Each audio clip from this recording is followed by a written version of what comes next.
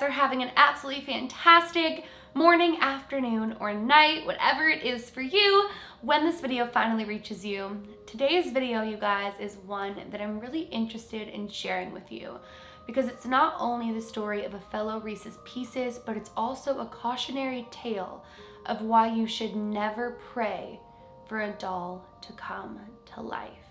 It's absolutely chilling and I can't wait to share it with you guys. Before we get into today's video though, I would just very quickly like to remind you guys that I go live multiple times a week on Patreon. I'm also doing a ton of Patreon exclusive giveaways this month especially. So if you guys are interested in joining the Patreon fam, I will have a link down at the top of my description. Click the link and join the fam. It's so amazing. I can talk to you guys one-on-one, message you one-on-one, and just share more content with you.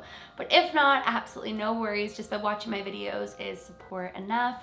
I just wanted to remind you guys that we have a whole other page for you guys to join in on the fun with. So I recently received an email from a woman by the name of Heather who told me the story of what happened with her daughter Fiona, and I could not even believe it. Heather had Fiona at a really young age, and it was basically the two of them for the first few years of Fiona's life.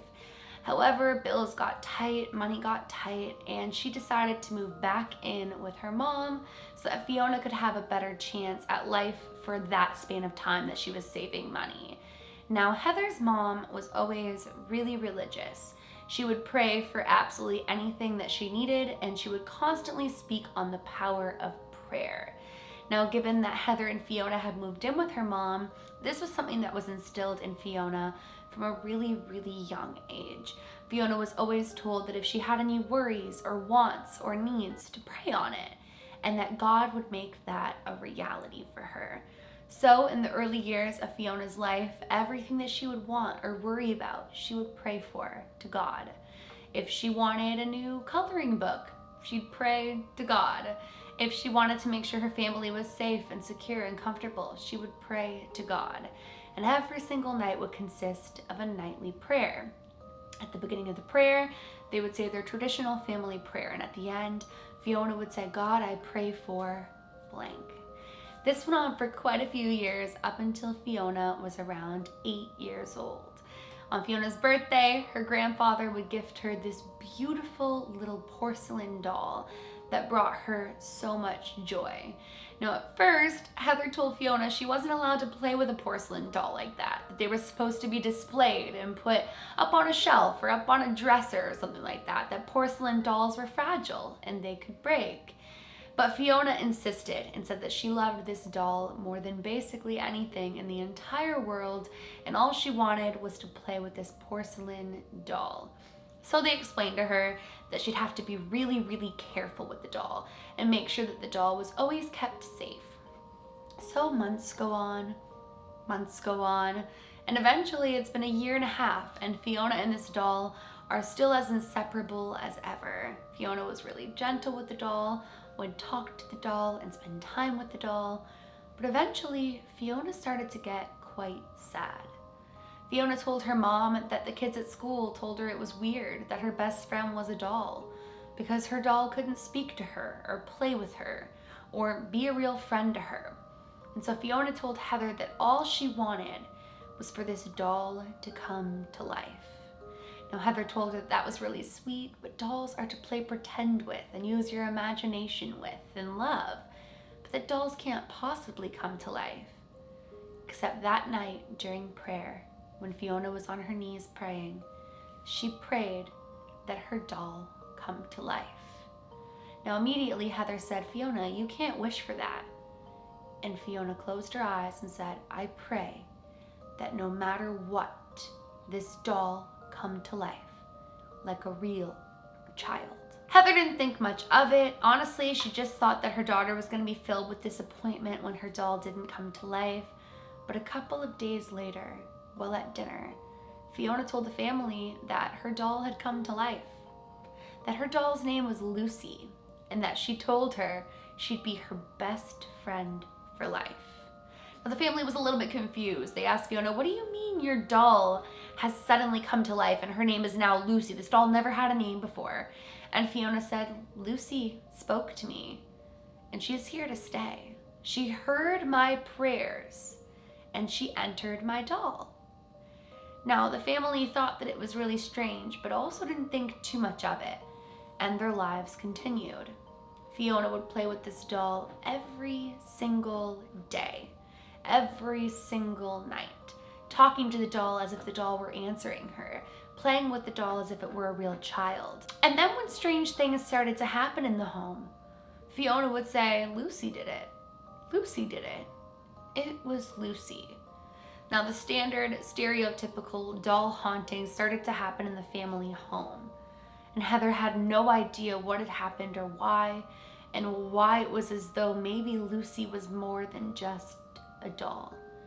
So she sought the help of a spiritual professional who told her that in her daughter's prayers, and supposedly it wasn't just that one prayer, it was multiple prayers, she had basically prayed for anything to bring that doll to life.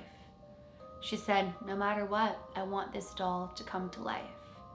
And that an entity had used it as an invitation and went inside of her doll. Now, what would follow was cleansings and exorcisms, so to speak. Not formal exorcisms, but simple exorcising of the doll, trying to rid it of whatever was inside of it. And things got dark. Her daughter became someone she wasn't. Angry, violent, all because Lucy's influence. And in Heather's cautionary tale, what she wanted people to know is, you should never pray for an inanimate object to come to life, because you never know what's waiting for that invitation, or what could enter the doll, whether it's a child or an adult summoning it. And that now everything's okay. Things are going back to normal in her home. But it took months of ridding the energy and getting rid of the doll the proper way. And that her daughter doesn't even recall most of her conversations with Lucy. Now, one thing that I will say is it's never a good idea to invite something that you don't know into an object, into your home, into your life. When you open up that door, you don't get to choose what enters it. And demons require permission to enter.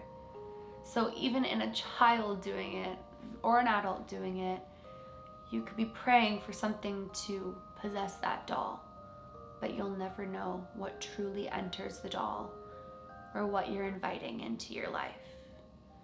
And so this is a cautionary tale of why you should never pray or ask for your doll to become haunted or to come to life, because you have no idea what could enter that doll and how difficult it could be to get rid of it. I've always said here on my channel that haunted dolls and children, like possessed children or ghost children, are two things that freak me out the most. So when I heard this story, I really wanted to share it with you guys.